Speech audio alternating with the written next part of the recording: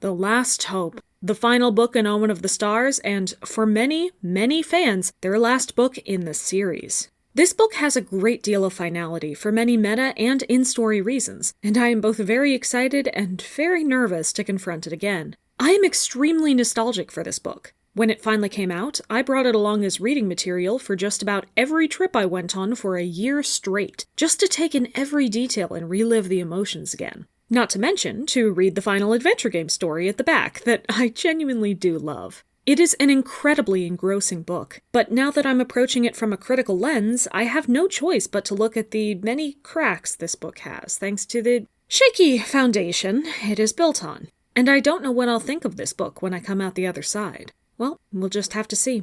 Also, before we start, I just wanted to give a quick word about this drawing. I usually only directly mention the mangas since I'm redrawing specific pages, but for this special occasion, rather than letting my patrons vote for one underrated moment to draw, I decided to make the central piece Firestar's death, and have my patrons vote for one Omen of the Stars moment to be drawn around him that represents each virtue he was given with his lives, since they are quoted in the memorable final chapter of this book. If you'd like to participate in such votes in the future, feel free to join the Patreon. I do these before every Trip Through Time episode's production. Anyway, The Last Hope was released on April 3rd of 2012, 4.5 months after The Forgotten Warrior and Beyond the Code, less than a month after Hollyleaf's story, and the same day as the final entry in the SkyClan manga trilogy, which we will cover next time. This one was written by Kate Carey, unlike the last two books of Omen of the Stars, which is to be expected after Cherith wrote both Sign of the Moon and The Forgotten Warrior back-to-back. It's fitting as well, since Kate was the ghostwriter who began the series as a whole, with Into the Wild and Fire and Ice.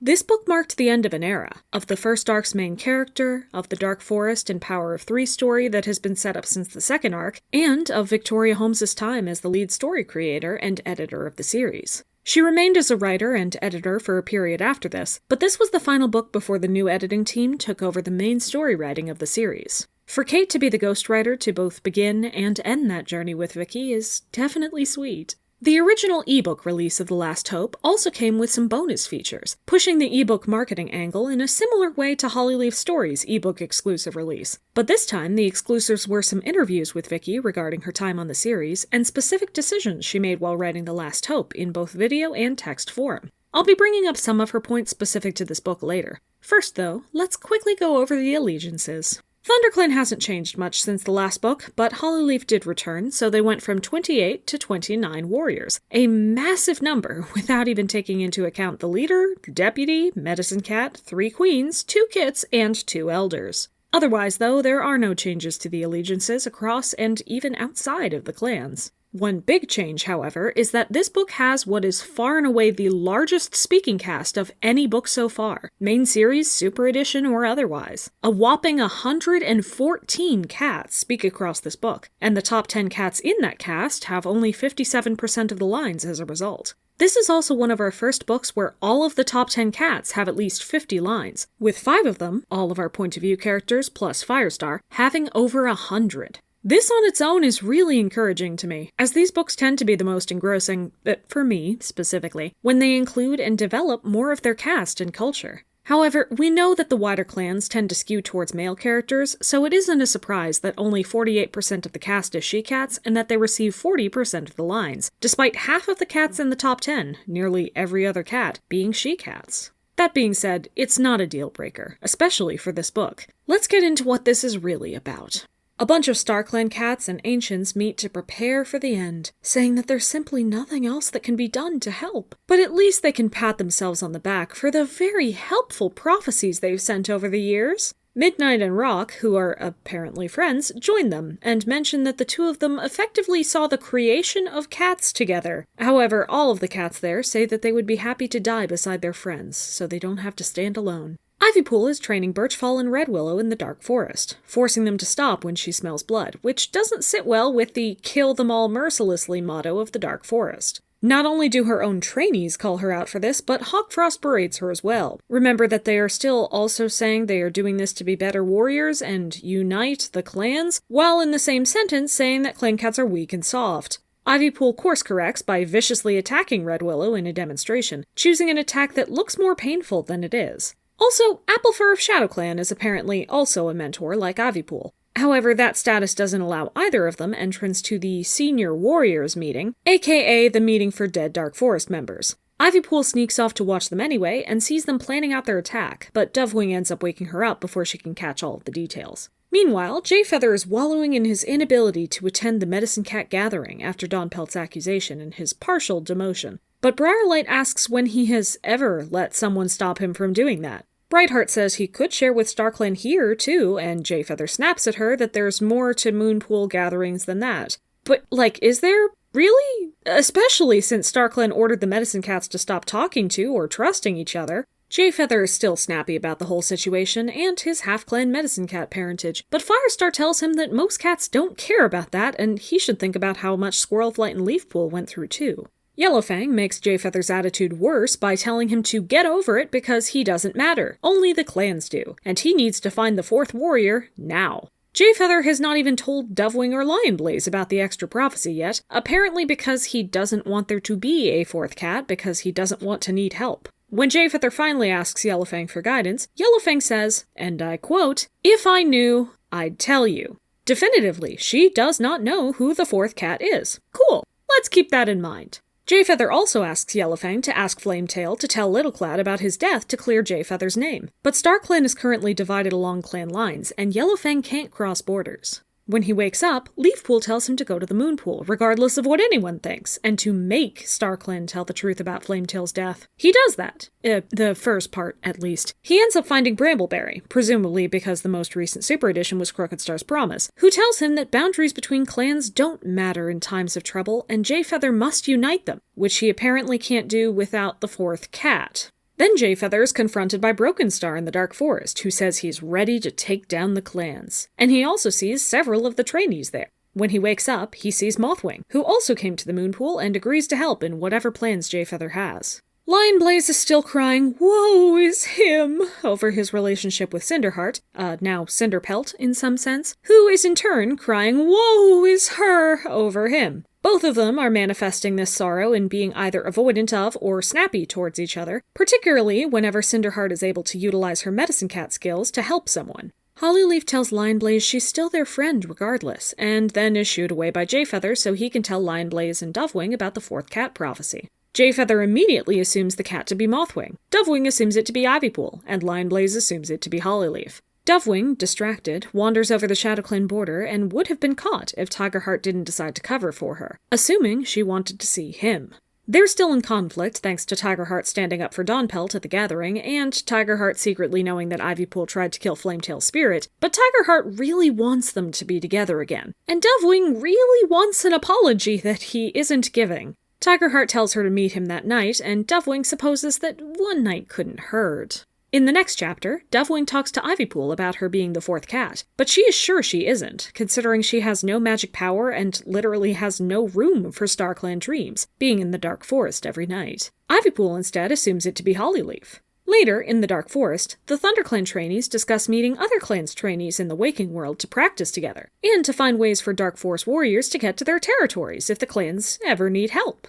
Ivypool goes along with it while secretly scheduling a ThunderClan patrol to come and intervene at the time they are planning to meet. It causes a small argument across the borders, but the trainees' plans don't pan out, just as Ivypool had hoped. Jayfeather does exercises with Briarlight and then goes out to find Mothwing, who he is sure is the fourth cat he needs. He has a brief conversation with One Star as he crosses WindClan's territory. It is civil, and he tries his best to warn One Star about the coming battle and Dark Forest trainees, but One Star doesn't take implications of disloyalty among his warriors well. Jayfeather and Mothwing get to have a quick chat about how bad things are among the Medicine Cats, but Jayfeather isn't sure how to verify that she's the fourth cat. He has a vision of the Dark Forest cats taunting and scratching him on the way back, but WindClan is able to help him.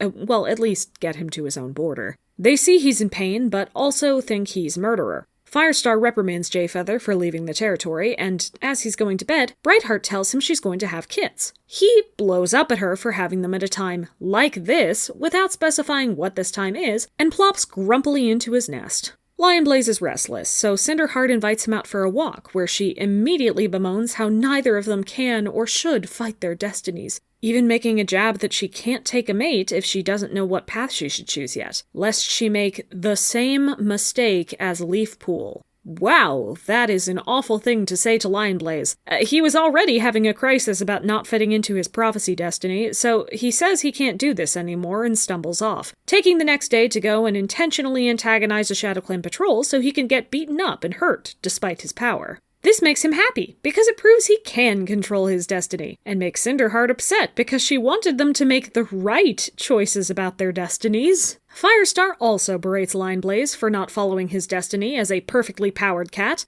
Only Jayfeather chooses not to get on his case, and it's only because he has decided nothing matters anymore with the realization that the three aren't enough on their own. Any version of Lionblaze and Cinderheart getting together that doesn't involve an apology from Cinderheart now seems impossible. Actually, both of them need to apologize, because even outside of that moment, both of them have been pretty awful to each other throughout this snappy period. Meanwhile, Bumblestripe is condescendingly walking Dewkit through tree-fighting moves and tells her to shut up in those terms when she asks why they're doing this. She explicitly tells herself that she only ever liked Bumblestripe for being a ThunderClan cat, and hates how he behaves towards her. Brambleclaw chimes in that Bumblestripe is being very patient with her, and she should be grateful.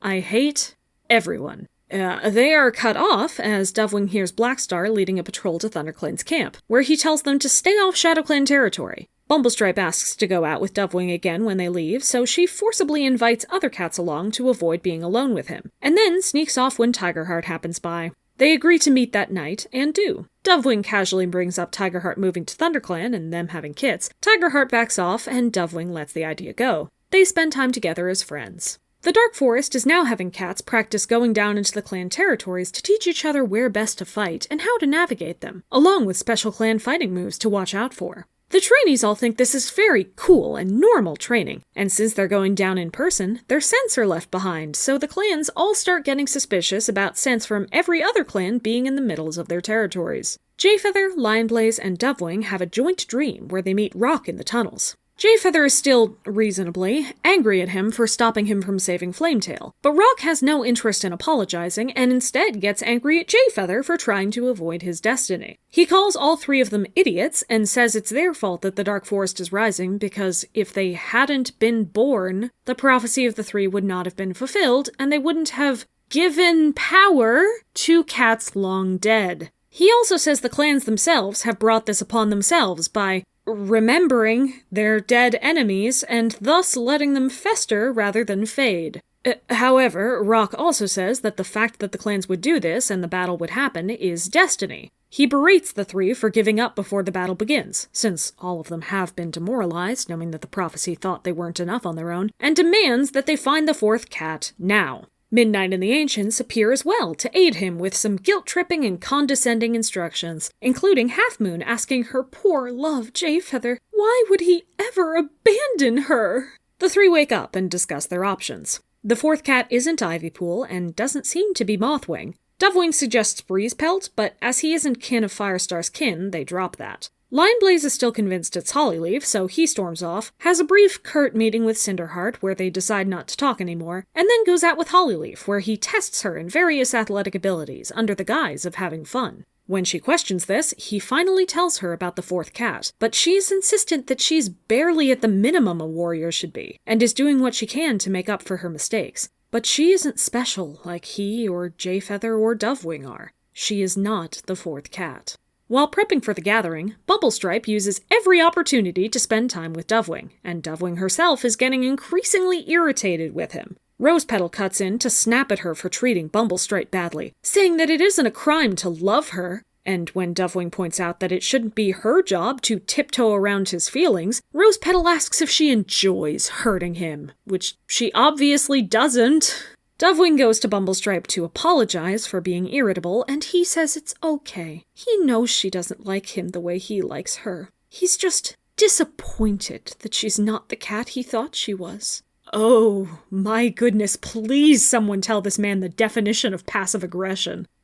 Traditional gathering tensions ensue, this time with the spice of hating Jayfeather for the Flametail thing and Dark Forest trainee scents showing up in the territories. Dewkit and Tigerheart meet briefly and agree to be more careful about their scents, and they head home. The Dark Forest meets again, spouts their usual ideology, and Beetlewhisker of RiverClan disagrees with some of their points. He decides to leave, and Brokenstar immediately kills him, using this as a threat to the other trainees that they will die if they disobey. A cough is going around camp, and Jayfeather is quarantining Briarlight to ensure she doesn't catch it, along with checking in on the elders. But when he checks on the nursery, he finds that Brightheart and Cinderheart Pelt have already diagnosed and treated everyone, and Leafpool is helping out the cats who have caught a cough. Mothwing then comes to see Jayfeather to show him a sign she has found on her territory. A reed that has kept a tiny flame on its tip for days now, and looks very much like a cat's tail. So, of course, Jayfeather thinks this is a sign that he needs to find Flametail, even that he may be the fourth cat. Jayfeather goes to StarClan and has Spottedleaf take him to ShadowClan's StarClan territory to talk with Flametail, despite her reluctance.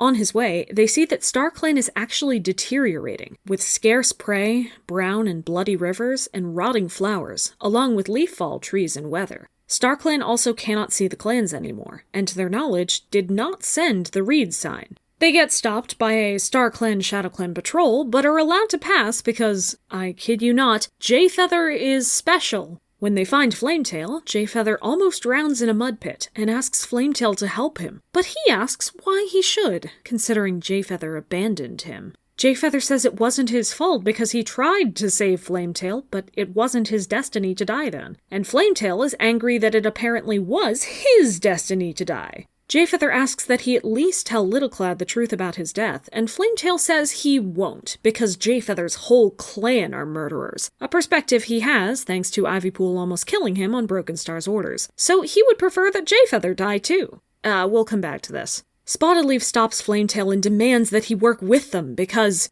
he is a medicine cat, and he shouldn't act like a warrior. Very convincing. The argument that does sway Flametail is that he has his own special destiny to correct the misunderstandings around his death. They save Jayfeather, gather all the sleeping medicine cats together before they can wake up, and do a speed-run summary of Flametail's death. The medicine cats are friends again and will meet the next night. Flametail has then, according to Jayfeather, fulfilled his destiny. That was it.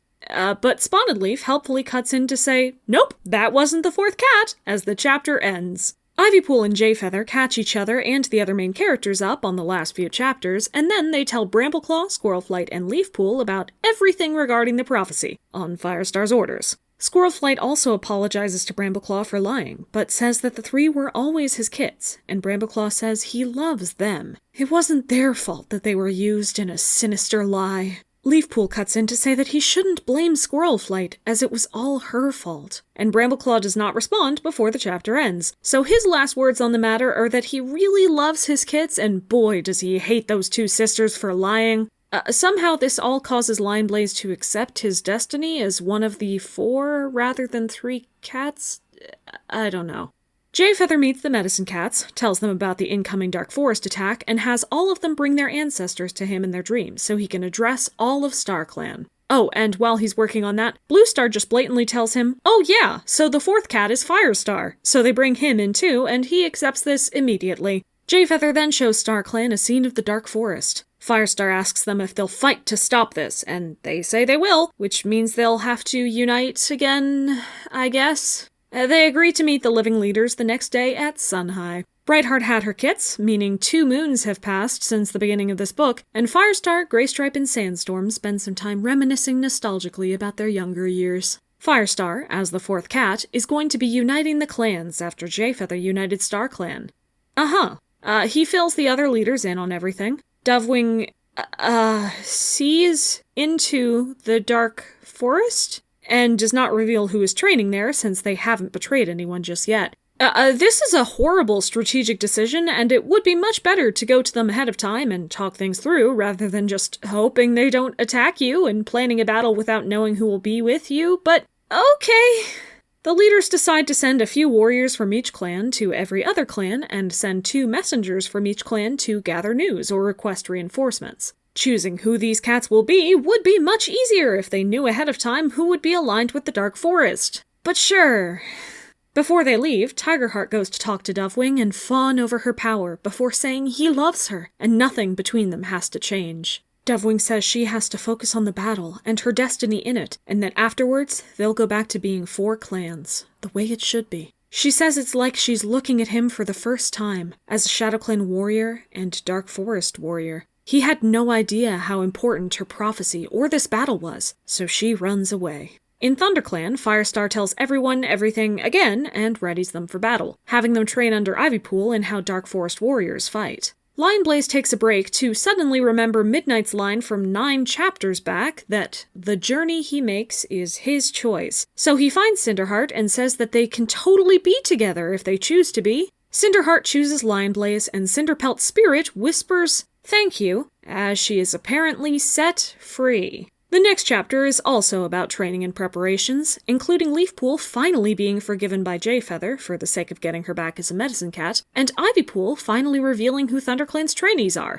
with significant reluctance. Dewkit listens to the Dark Forest as they prepare to go down and destroy the clans in warrior code. All of the trainees she sees are scared and just following them to avoid being hurt themselves. Awake cats are sent to other camps as fighters or messengers, and in chapter 23 of 27, the final battle begins. Most of this fight consists of cats who don't know each other fighting fiercely to defend their clanmates, but there are a couple noteworthy pair-ups who get some dialogue, like Cloudtail vs. Darkstripe, where Cloudtail gets over his atheism, Shredtail vs. Ratscar, once Ratscar defends his own clanmates instead of the Dark Forest, Red Willow vs. Blackstar, where Blackstar kills his traitorous warrior, and Shredtail vs. Lionblaze, which means nothing to either of them but leads to Shredtail's death. The clans are joined by the Ancients and Midnight in ShadowClan for some reason, where no one knows who they are, but soon the battle moves back to ThunderClan. Ivypool heads off to WindClan, looking for her own trainee clanmates to stop them from fighting with the Dark Forest. She runs into Tigerheart on the way, who is upset with both her and her sister for putting their clan ahead of Tigerheart. She eventually reaches her own clanmates, who greet her already saying that they can't fight for the Dark Forest and just asking what they should do.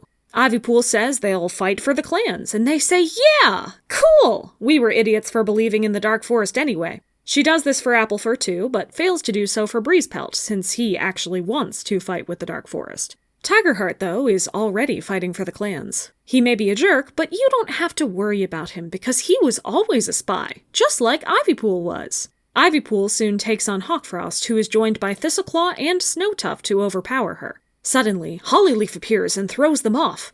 Wait, Hollyleaf? What is she doing here? She wasn't sent here. It was Whitewing, Berrynose, and Hazeltail who were sent to WindClan. In fact, Hollyleaf hasn't been mentioned at all since the conversation with Brambleclaw and Squirrelflight, other than being sent on one training patrol leading up to the battle. What the heck is going on? Anyway, Hollyleaf drives off the Dark Forest warriors, but is mortally wounded in the process, and Ivypool takes her back to ThunderClan, aided by Tigerheart. Hollyleaf tells Leafpool that she's happy she came back and got to know her mother. And that is genuinely the only line she gets before she's dead and the battle is back on. At least, while they're fighting, Fallen Leaves joins the Ancients and grieves over how he promised he'd see her again. Also, Half Moon tells Jay's Wing that she came back for him, my love. Breezepelt comes in and says that he never cared about Brokenstar. All his motives were personal, so he will personally kill Lionblaze and Jayfeather so that all his half-siblings are dead. He is stopped by Crowfeather, who says that he definitely never hated Breezepelt. Nightcloud just wanted to make him think that. Apparently, almost entirely off-screen, while we have seen almost a whole book about Crowfeather treating Breezepelt badly. But also that while he should have intervened with Breezepelt much sooner, his choices are now his own, and he needs to get out if he has chosen the Dark Forest. This whole scene feels like it really belonged in the chapter Ivypool spent in WindClan, rather than both WindClan warriors racing over here to ThunderClan without any warning, but alright. Now StarClan warriors come down to join the fight, and several short but meaningful reunions result from that. Mousefur is killed by, quote, a Dark Forest Tom, making Longtail and Purdy sad. Mapleshade tries to kill Sandstorm for being a she-cat with a loving and stable relationship, but Spotted Leaf dies in her place, which makes Firestar awfully sad. Ferncloud is killed by Brokenstar with no dialogue. Yellowfang kills Brokenstar again, and since he was the Dark Forest leader, the battle almost seems over. Ivypool takes out her rage on Hawkfrost, and Brambleclaw deals his final blow. Dustpelt is sad about Ferncloud, and Tigerstar comes in to take Brokenstar's place as the Dark Forest leader. The final chapter is the face-off between Firestar and Tigerstar, both in battle moves and in revisiting all of their shared history. But in a few pages, both Toms lay dead next to a fallen tree that is caught on fire thanks to a flash of lightning. Firestar killed Tigerstar, and, let's not get into how Firestar died, because I went over all of that in an evidence-filled but satirical video a while ago. The cats who gave Firestar his 9 lives, aside from double-dead Spotted Leaf, circle around him and lead him to StarClan as Jayfeather recites their lives. Dovewing takes this moment to look at Tigerheart, who is still here after taking Hollyleaf back, and lean against Bumblestripe for comfort. He tells her that she is safe, she says she knows, and Tigerheart walks away. Bramblestar is to be the new leader of ThunderClan, and he names Squirrelflight as his deputy, because he trusts her judgment completely now. We then hear the, apparently full, prophecy as the last lines in this book. There will be 3, kin of your kin, with the power of the stars in their paws. They will find a 4th, and the battle between light and dark will be won. A new leader will rise from the shadows of his death, and the clans will survive beyond memories of his memories. This is how it has always been, and how it will always be. There's also an adventure game after this one that is absolutely the hardest and most elaborate of all of them, involving a quest to end an unusually long and hard leaf bear with a journey section, 2 partial win conditions, and 1 total win condition. It is my favorite of the bunch, but it is not connected to the story of the book. Watch my video on the adventure games specifically if you want to hear about those. As you can expect, we have a lot to cover, even more so than usual. But a lot of it is connected to points I've already been discussing or laying groundwork for in past episodes. So if this is your first video of mine, I'd recommend at least watching the Omen of the Stars Trip Through Time episodes leading up to this one, if not also the ones in Power of 3. All of these videos are linked in the description. That said, let's start off small. Jayfeather, or Jayswing, and Halfmoon apparently love each other, even with Halfmoon knowing now who Jayfeather is. No distinction is made between his 2 lives. She still calls him Jayswing, and Jayfeather never corrects her. Jayfeather never spends any time thinking about her when she isn't right in front of him during the final battle, but apparently, they are true loves. Vicky speaks about them in one of her notes and says that even vast amounts of time wouldn't keep Halfmoon from her love, because Vicky couldn't resist giving her medicine cat a happy ending. She also says they'll walk together in StarClan, so it's pretty clear that she sees this as a straightforward, if not tragic, romance. Maybe if they ever had any chemistry, or weren't built on Jayfeather lying about who he was, or if Jayfeather knew or cared about Halfmoon outside of his direct interactions with her, this romance would sit better for me. But it's a relative non-event in the book, so I won't harp on it for long.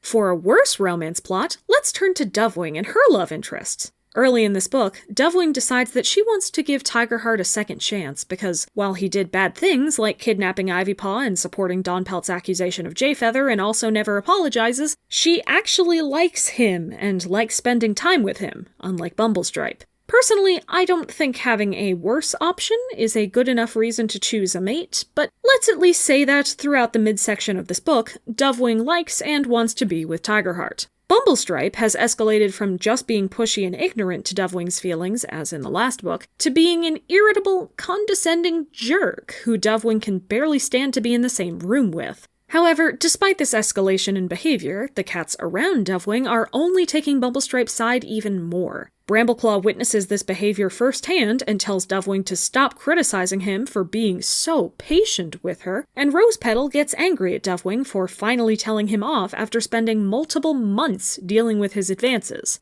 Bumblestripe takes all of this as an affirmation of his behavior, becoming passive-aggressive towards her and letting it slip that he actually did know that Dovewing didn't like him in the way that he wanted her to, but evidently didn't find that to be a reason to leave her alone. I do not like Bumblestripe, Sam I am, and I don't like Dovewing's clanmates for pushing her towards him so much. That being said, Dovewing doesn't end up with Tigerheart either, because as the Dark Forest battle approaches, he begins fawning over her power and clearly not taking either the prophecy or the imminent destruction of the clans seriously, which causes Dovewing to realize that he is a ShadowClan warrior and a Dark Forest warrior before he is a friend of hers. Now, he is apparently a spy in the Dark Forest who never believed in their cause, and with his exile from ShadowClan in his apprenticeship and his ThunderClan kin, he really should be one of the least loyal to ShadowClan warriors in the clan, but fine.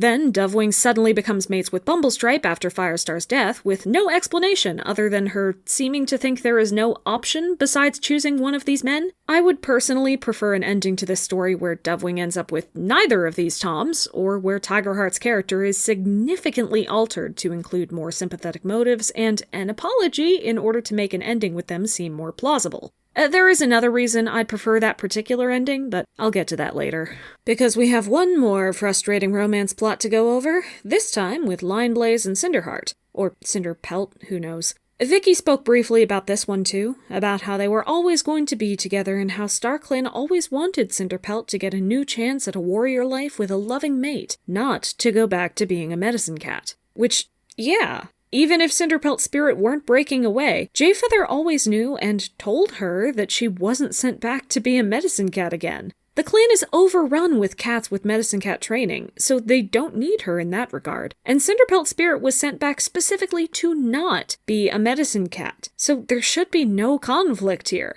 But Cinderpelt going on to jab at Lionblaze's feelings about Leafpool and insisting that they need to follow destinies that both of them hate makes it so I can't even enjoy them as a couple once they do finally agree to choose each other. It seemed for all of last book and this book that they were only dancing around the same petty arguments, feelings, and points about how choice matters, until one day they decided to let the lesson stick out of nowhere and now they're mates, hooray! I like the idea of them choosing to ignore destiny in order to choose each other, but what actually are their destinies, and why are those destinies stopping them from being together? And why did the first 20 times someone said, "Your destiny doesn't matter, choose to be who you want," not stick? These two not having any identities outside of this conflict is also a bit of an issue. Remember how the last book dropped in that Cinderheart was Hollyleaf's best friend? Well, they don't talk once in this book. Remember how Lionblaze never had any friends and also had no duties in the prophecy? Well, he still doesn't. There are some themes embedded in this relationship, but they don't have the support of previous material or the execution in this material to really come through.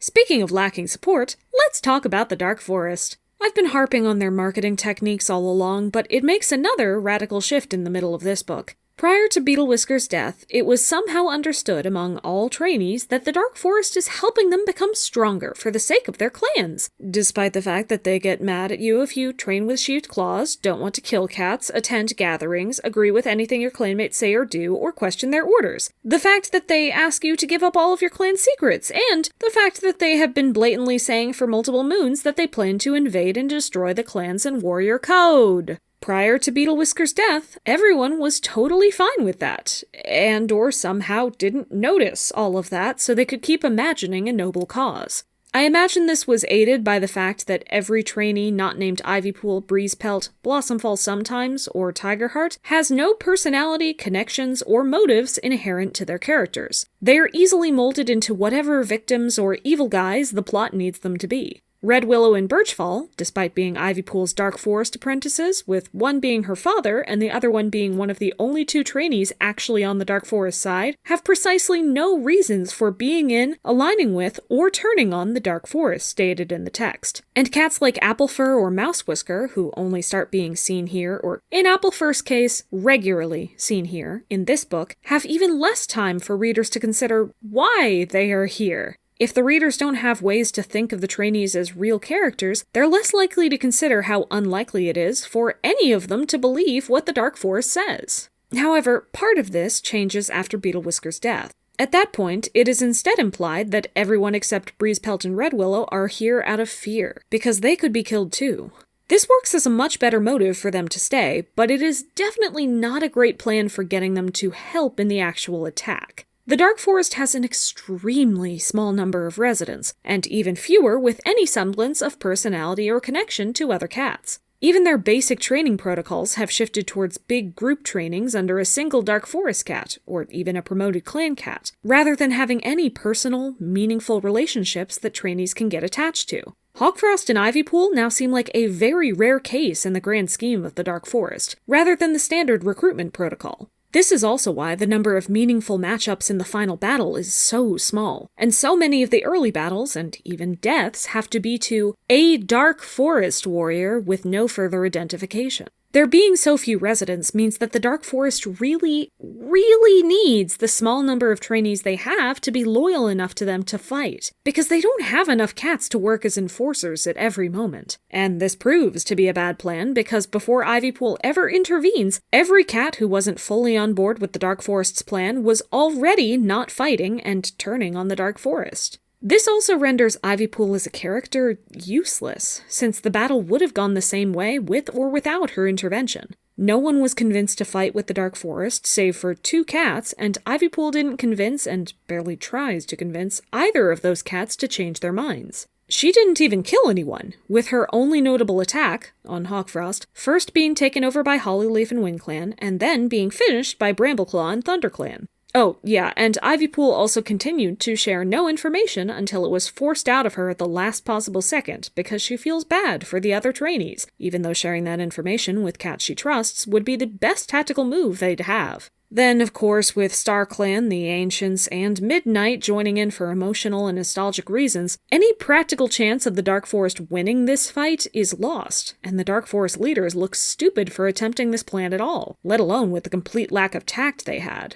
It's not like StarClan was being any smarter, though. StarClan is impeded from helping through most of this book thanks to their vague deterioration that is either caused by their division within StarClan or by the Dark Forest growing stronger in some nebulous way that is never explained. But why were they divided exactly? They did this entirely to themselves for no reason, cutting themselves off from seeing or helping the clans, and spending most of their time through this book sulking in their own little nooks while they wait for the protagonists to figure out who the 4th cat is, which it turns out they just knew all along. Despite popular fan associations, Flametail wasn't even the key to uniting them, or the cat keeping them apart. Before this book, Flametail greeted Jayfeather happily and seemed perfectly understanding of, and content with his death. But he was made brooding and vengeful for a couple scenes here, just for the sake of giving Jayfeather something to fix. Then, after he told the Medicine Cats what he could have told them moons ago in Sign of the Moon, the only thing StarClan needed to do to unite was agree that the Dark Forest is bad, which they have not only known, but said themselves in this and every other prologue in the arc.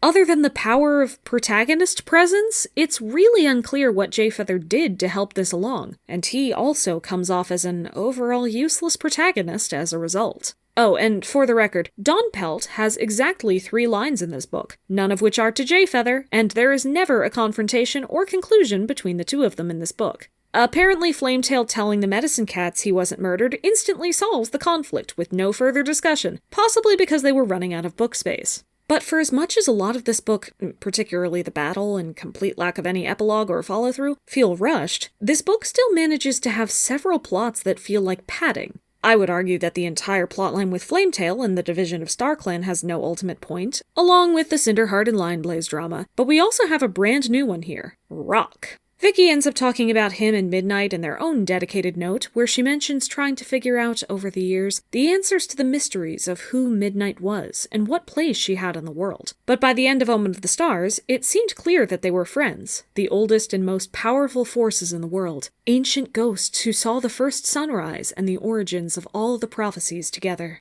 This is a nice story, but I think going in with so little clue of who these characters were caused them to suffer in their implementation. Rock is both a character who will take drastic and aggressive action to keep cats on the paths of their destinies, like forcefully pulling Jayfeather away from Flametail, sending him through time, and forcing the 3 into a dream to yell at them about the prophecy, and a character who is convinced that destiny is impossible to change, and thus needs no intervention. He blames cats for, remembering their ancestors, but seems not to have noticed that all of the major players in the Dark Forest were alive when cats currently around the lake were, so they wouldn't have had time to be forgotten yet. Even if they weren't, asking anyone to forget about bad people or events in history so that they don't become a problem again is completely backwards, either in fiction or reality. We make changes to society because we recognize how our past ideas have caused problems or given power to bad people. That's how progress happens. And his fury is also completely unwarranted, because if he and Midnight really saw all the prophecies at the beginning of time, then he would know that the actual rest of the Power of 3 prophecy said they would find a 4th cat and the battle between light and dark would be won, meaning the 3's success was predestined before Rock said anything. So yeah, Rock provides nothing of value and actively inhibits our characters from making choices that could define them more, all in the name of creating a vague, omniscient figure with horrible morals who forces our characters down the path of destiny. I do not like him. But let's get into a bit of that destiny, because that by itself is a big problem in this book, beginning with a dive into the big prophecies that frame it. First, we have the 4th cat prophecy. They bring up a lot of interesting options for who this cat could be, from Hollyleaf to Ivypool and Mothwing to Mousefur to Breezepelt and also Flametail too, I guess. Our protagonists focus a lot on finding other cats with powers, or more kin of Firestar's kin, or even cats who have had dreams from StarClan. But the only element of the fourth cat prophecy that keeps being hammered in by StarClan is that this cat will play a pivotal role in defeating the Dark Forest. And you could certainly make a story where any of the protagonists' guesses were able to do that, even Mousefur. However, the actual fourth cat is Firestar, who does, to be fair, have a pivotal role to play. As the only diplomatic leader around the lake and the leader of the clan with the 4 cats who know anything about what's going on, he's the only one who could tell the clans what the Dark Forest is and that they need to unite against them. He also ends up taking on and defeating Tigerstar, who was the secondary ruler once Brokenstar died. I'm still not entirely sure why Brokenstar was in charge in the first place, but sure. But Firestar didn't do anything I would call special for him. He did the same sort of assertive heroics and leadership that he has always done, and has been known for since the first arc. And those things were not in any way impacted by whether or not Jayfeather or the others knew he was the fourth cat. So the anger and impatience directed at the 3 for not finding the fourth cat fast enough seems even more unwarranted than before. In fact, the fourth cat prophecy as a whole seems pointless, in that it being there did not change anyone's actions, especially in a way that impacted the battle with the Dark Forest. So the question becomes, did the original prophecy matter either? Well, the quick answer is no. The 3 having powers did not have any impact on the Dark Forest fight. I discussed this in much more detail in a video specifically about the Powers 3, which I have linked below. But in short, Dovewing's most prominent use of her power, at all in this book, was seeing into the Dark Forest, a separate plane of afterlife existence, to prove that they were in fact training there and then see when they were about to come down. But in both cases, this was also information Ivypool knew thanks to being there at the time. Also, Dovewing being able to do that at all further negates Ivypool's worth as a part of this plot, since she could have been spying on the Dark Forest the whole time without any of the danger or murder Ivypool ended up going through. Dovewing did not use her powers, and did not need to use her powers to see what was happening across the territories, locate anyone, or otherwise, as the only battles shown happen with one of our protagonists present, with only 1 battle each in WindClan and ShadowClan, and the rest taking place in ThunderClan. Lionblaze did fight, but didn't pull off any feats more impressive than other warriors, and only killed 1 background Dark Forest character who has no personality, connections, or history beyond being evil. And Jayfeather did not do, or need to do, any mind or emotion reading. He only went to StarClan in his dreams, not even into other cats' dreams, which is something every medicine cat can do, and I've already mentioned how his reasonings for needing to do so were contrived just to give him something to do in this book at all. The 3 were completely irrelevant to the clan's ability to win the battle with the Dark Forest, and that is not the conclusion you would want if this is what 2 whole arcs have been building up to. But of course, it wasn't. The Power of 3 prophecy just says that there will be 3 superpowered cats, not anything about what they'll do or what the powers are for. The idea that they are destined to defeat the Dark Forest was invented for this arc, and no one questions it. In fact, now more than ever, they put a lot of narrative and emotional weight into the concept of destiny. From Lionblaze and Cinderheart feeling tied down by their individual destinies, to Dovewing giving up her romance with Tigerheart since he can't understand the weight of her destiny, to everyone but especially Jayfeather feeling depressed when the second prophecy shows that they were never enough on their own, or even the hypothetical but unused conflict of Ivypool and Hollyleaf not having destinies, and feeling upset about that. A lot of our main characters' stories are intertwined with destiny. Prophecies have been a large part of the series since the beginning, and this is the first set of characters who have had difficulty with that on an emotional level. They don't just have difficulty with the act of completing a prophecy, but with the weight that that prophecy and destiny put on them. On a fundamental level, they're all having issues with the way the clans and StarClan and the Dark Forest run their world to begin with, and the burdens that places on their attempts to have normal lives. Especially seeing as this was the end of Vicky's era, and Firestar's, this would be a fantastic time to use this concept and these characters to prove why the clan's afterlives aren't always correct, and make real changes to the clans. Unfortunately, that theme of destiny never really amounts to anything.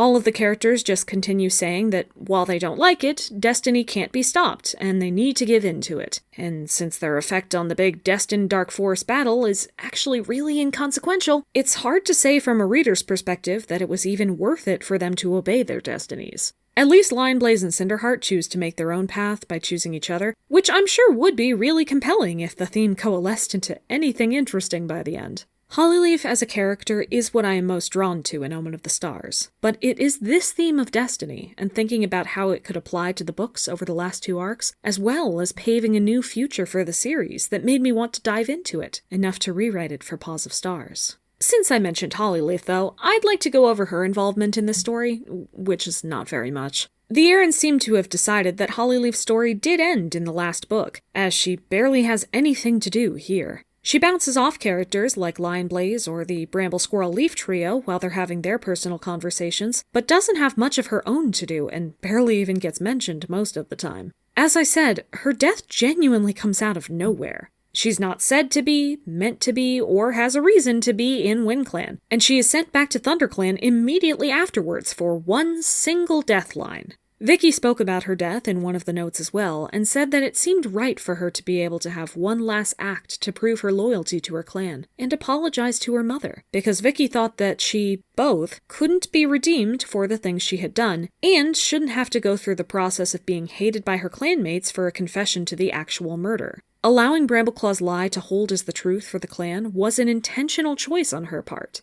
I respect her ability to make that choice, but I also really disagree. Hollyleaf's main problem with her mothers, Lionblaze and Heathertail, and even cats like Soul, was their willingness to lie or keep convenient secrets. Doing that herself makes it feel like she's a hypocrite who never learned her lesson, and undermines any growth she may have had. I personally think it would have been much more powerful if she had confessed and been able to make it up to her clanmates over time. But even if you decided to give her a sacrificial death here, this isn't the way I would do it. Hollyleaf barely knows Ivypool. They have never had a personal conversation of any sort and barely share any scenes. She doesn't have any knowledge of or grievances towards the Dark Forest warriors, so she doesn't have any personal connection to Hawkfrost either. The one connection she has to her own death is the single line she says to her mother, which is back in ThunderClan. Ivypool and Hollyleaf do have a lot in common, so if they allowed them to speak ahead of time, this may have been more meaningful. But as of right now, it feels like forced emotion for a random death that is over in an instant. As far as other deaths, Vicky mentioned in one of her notes that Ferncloud was chosen for death because a lot of fans at the time disliked her, since she had barely or never spent time in warrior duties, and instead worked as a nursery queen. I wouldn't count this as Vicky's fault, though. Ferncloud went out with as good a death as anyone in this book, and the fandom of 2012 was definitely not as friendly to Ferncloud as they should have been. Spotted Leaf's death was decided quite early, also according to Vicky, because she judged Spotted Leaf for hanging out in Firestar's dreams so much, and wanted to have a moment where she definitively gives him up, and shows that his relationship with Sandstorm is more important. I personally thought that moment was done well enough in Firestar's quest, and the concept of double death in general is kind of silly and opens a big can of worms for future arcs to deal with. But as an isolated case, it's a fine conclusion for them, and works as an especially emotional moment in conjunction with Firestar's death. The final note of Vicky's to cover regards Bramblestar and Squirrelflight, where she discusses how too much has happened between them for them to get back together, but they have come to an understanding, and Bramblestar trusts that she will always do what she knows to be right. As soon as Vicky knew that Bramblestar would be leader, she knew Squirrelflight was the only choice for his deputy. On this note, I actually fully agree. I like that they have been able to come to an understanding despite not agreeing on everything, and I think staying separate as leader and deputy is the best possible iteration of the relationship right now. If you're going to make Bramblestar leader instead of some other cat, Squirrelflight should be his deputy. I can only hope their relationship improves from here on out now that they understand each other and work together.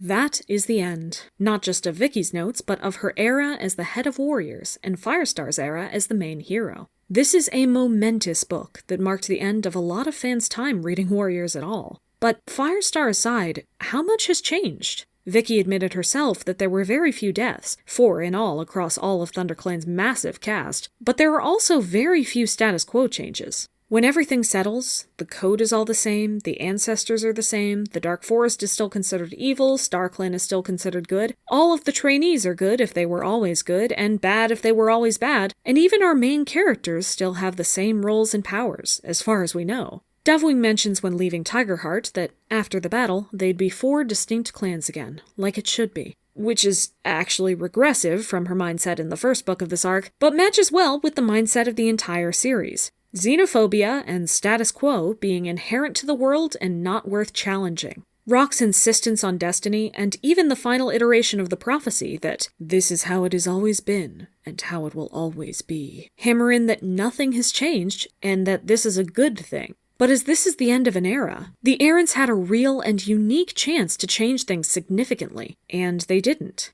Any changes to the era to come will not be in-universe changes to the world and characters, but differences in how the new team handles their characters and stories on a meta level. The Last Hope is unquestionably a book I care about a lot, and one with a plethora of lovely ideas and heartfelt moments for fans of the series all the way to the beginning. I can fully admit that I teared up multiple times while reading it, and I know I was much worse when I first picked up the book, but it suffers from a lack of setup and planning in the arcs leading up to it, and an unwillingness to change things for the arcs going forward. I like a lot of things about it, but many other things make me want to change them instead, or frustrate me for their inclusion at all. Even so, and even with all the missed potential I think this book has, I cannot help but love it, and the emotional tone it uses to conclude the era. It currently sits at my number 10 spot in the favorite books list, of the ones I have done so far. But now, this era of warriors is just about done, and I will be entering a whole new period, with new tones, characters, plots, and meta decisions.